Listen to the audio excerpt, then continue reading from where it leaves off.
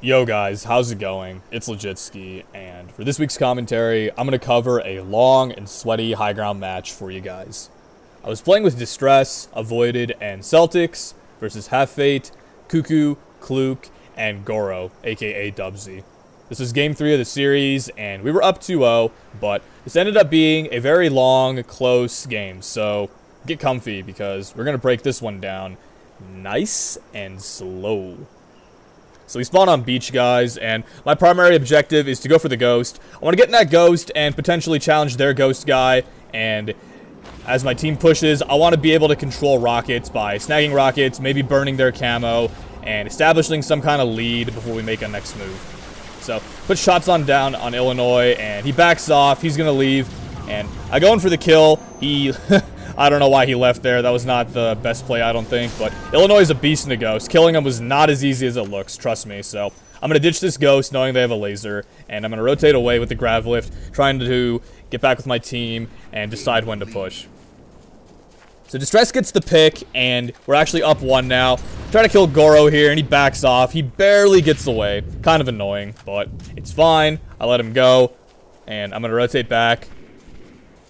Seeing as we still have lead, there's a lot we can do, because once you push on high ground in the beginning, if you have the lead, you don't need to continue to push, because having set up on either beach or the base works totally fine. And I'll talk about that more later. We do trade kills here, but fortunately, once again, we're able to trade, and we're able to keep the lead. So I'm hanging around here, trying to throw a nade, and I choke on Goro. Looks like he backs off. Lurking around at this point. So teams are great, guys. Honestly, I don't feel like they were particularly even. Not to be a dick or anything. It's just that, you know, you have more individually skilled players on one team than the other. But the thing is, on a map like High Ground, individual skill doesn't particularly matter. Wow, KuKu just shits on me there. I should have killed him with that laser, but individual skill is not as important on High Ground. It's more or less set up and playing smart. So because the enemy team has, wow, maybe like 50,000 plus games of Team Slayer played between the 4 of them, they know how to play high ground. They know how to hold setup. They know how to play this map better than my teammates. Nothing against my teammates. They're all very good players, but, you know, when we're talking about Slayer on high ground, you know, this is not Distress's thing. This is not Avoided's thing. Hell, I don't even know if this is Magic's thing, Celtics thing. So, you know, we're going to have to play smarter than we normally do. So I grab the sniper after dying in base a couple of times, and I time it, and I'm looking around for the back spawn. Again, back spawn's going to be really important here, guys. I'm looking around here, and I notice there's guys behind me. Distress pushes a little bit, and I help him with Clook. And my whole team's here, so we're going to need a foam and try to kill these guys without trading, so we can continue to push our way up on the scoreboard and try to establish some kind of lead. We're still down at this point. I'm hanging around with the sniper, and I'm pretty sure Distress is in my ear begging for that sniper, which, you know, most of the time would piss me off with any other player, but seeing as Distress is possibly the most capable sniper in the game, one of them at least, I feel more than comfortable dropping this weapon for him. But right now, I'm going to peek around L4 and try to kill Clook, who's hanging around there.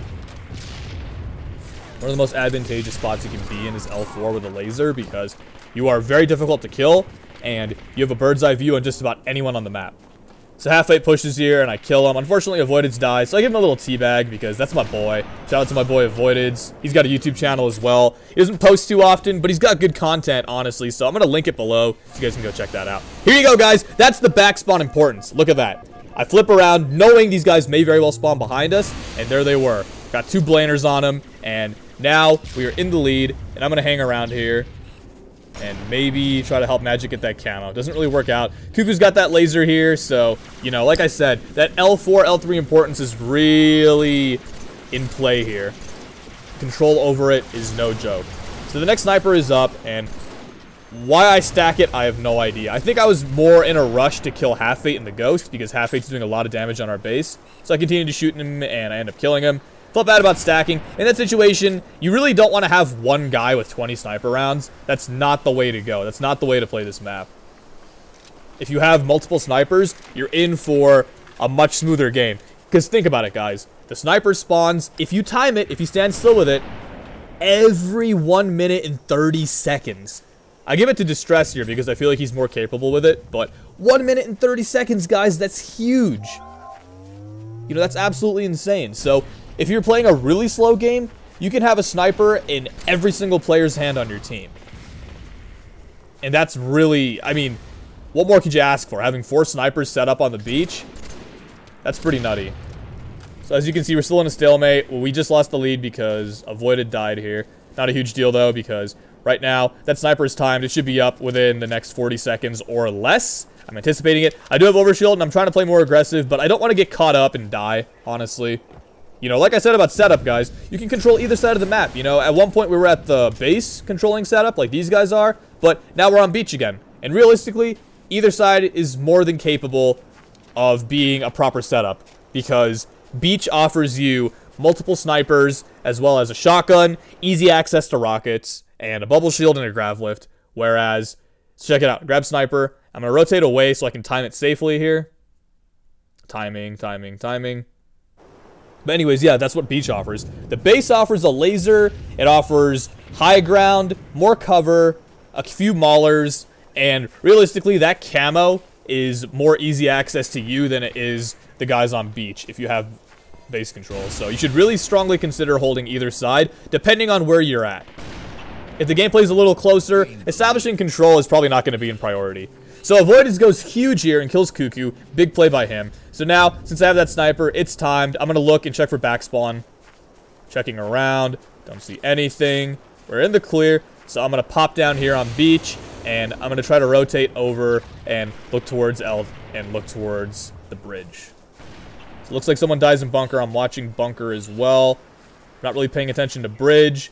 And L doesn't have my control. L being laser. That's laser tower. L1, L2, L3. You can only see L3, a little bit of L2, and L4, but those are really the important parts. It doesn't really matter if someone's crouching L2 or crouching L1. You know, that's not going to bother you if you're sitting 30 miles away on the beach. So I dodged that drain. I'm trying to avoid that sniper spot because I don't want to stack again. And I'm looking around. End up bodying Clook with the laser, getting a nice little spree there. I've stayed alive for a little while now. So now, again, rotating back, checking for backspawn. 5 minutes remaining. And it looks like we're clear. So seeing as we have a 2-point lead, it's not exactly in our best interest to start running around and dying. Because, again, in a game this slow, 2-point lead is... it might as well be a 10-point lead, if I'm honest. So keeping that lead is really important. At this point, the biggest thing on our hands is time. And we're looking at time being the most important thing. So Half-Fate chokes almost with that camo, and he sneaks up on me. Really unfortunate. So I die with camo, I call it out. I almost had him. Oh man, I would have been happy if I got him there. But anyways, grab that sniper again, and I rotate away. We've now just lost the lead. And I'm looking around. Blame KuKu, who pushes there. We were tied, and now we get the lead back. But now I'm kind of worried about Half-Fate hanging around here somewhere, which he's here. And I double body him, take care of him. Fortunately, he's got a teammate, KuKu, who spawns right there. So I'm screaming at my team, you know, take care of KuKu, you know, blah, blah, blah. There's 2 guys on the beach respawning there. And my teammates are looking down there. Because I spawn L1, I need to rotate up, establish some kind of high ground at this point. I don't want to be lurking and potentially camping because these guys are a bit scrambled. Their setup isn't very strong considering 2 of them spawn beach. And a few of them are unaccounted for as far as I'm concerned. We do have a guy pushing with, I believe, a ghost here. And he's rotating towards the back of our base because he's trying to get a better angle on us as his teammates potentially push since they don't have lead. There isn't a whole lot of time left. 3 minutes 30 looks kind of on the lower side, but it's actually a lot of time to work with on a slow game. You really only need about a minute to get a proper push going. So as you can see, Clook is on L3 here, hanging around. And I don't want him going L4, so I'm telling Distress to nade him out. And I've got a sticky grenade as well, but Goro, who pushes very smart, ends up killing him. And because Clook is taken care of, I can rotate up to L3 and potentially look down on whoever is under bridge. So I see Goro, and I force him back with that nade. But Half-Fate is helping him out really well with that ghost. Half-Fate's tough in that ghost, you know. That's not an easy kill, killing him in that ghost. I know I killed him twice this game, but kill 1, I got pretty lucky. I out-ghosted him, not gonna lie. And then the second kill, I just cleaned him up out of the ghost by pressuring him with a BR. So I jump over to bridge, and we still have lead, but just barely.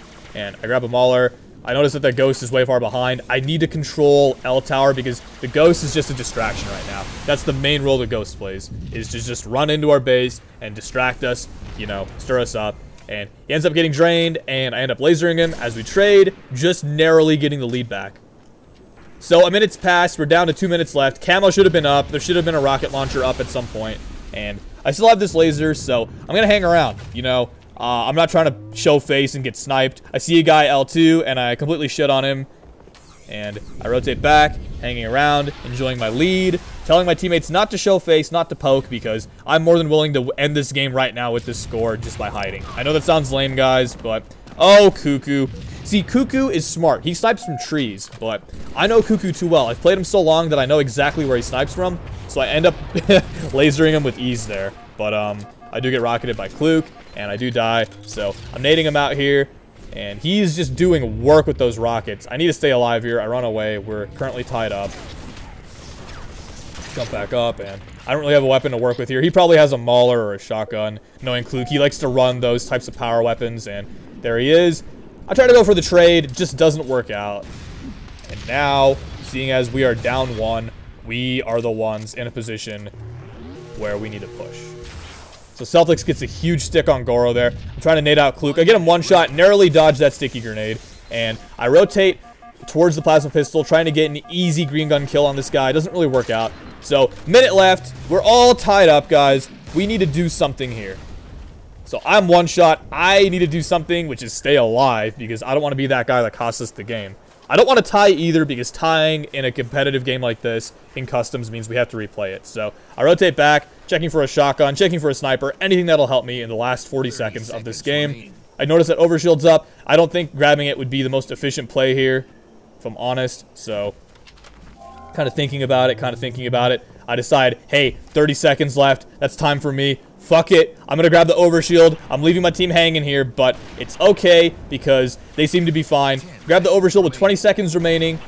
And I notice Distress is calling out that Illinois is in a Ghost. So Distress has got a sniper look on the Ghost, and he ends up bodying him right here. I grab the rockets, and I shoot a Hail Mary rocket into that camo. Get the kill. We've got to stay alive. 3 seconds remaining. 2, 1. That's the buzzer beater. And that's the end of the line, boys. So, to summarize, I had 12 kills, 8 assists, and 6 deaths. That's +6 and a contribution to over half the kills in a photo finish game, which is pretty good for a low kill, slow game in my opinion. Thanks for watching as always. I appreciate the support, guys. Help me out by dropping a comment below, liking this video, and subbing to my channel. Hope you all have a great week, and I'll catch you next Monday with another commentary. Later.